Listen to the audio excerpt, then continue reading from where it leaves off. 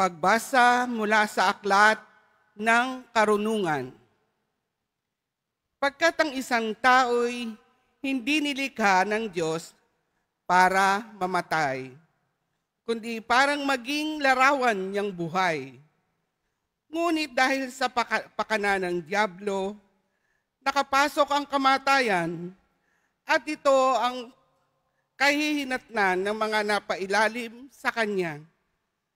Ngunit ang mga matuwid ay nasa kamay ng Diyos at di nila makararanas ng kamuntimang hirap. Sa akala ng mga hangal, ang matuwid ay namamatay.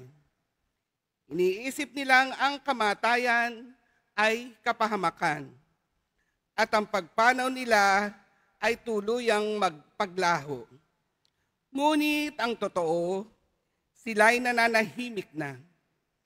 Bagamat sa tingin ng tao, sila'y pinarusahan. Ngunit ang totoo, sila'y nasa buhay na walang hanggan. Ang kaunting pagtitiis nila ay tutungbasan ng malaking pagpapala.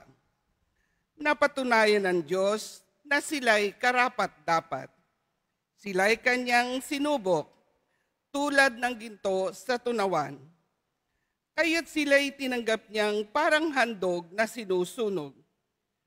Pagdating ng Panginoon, para gantimpalaan ang mga banal, nagninining silang parang ningas na nagliliyab na dayami. Sila ang namamayani sa mga bansa ng daigdig. At ang Panginoon ang maghahari sa kanila magpakailanman.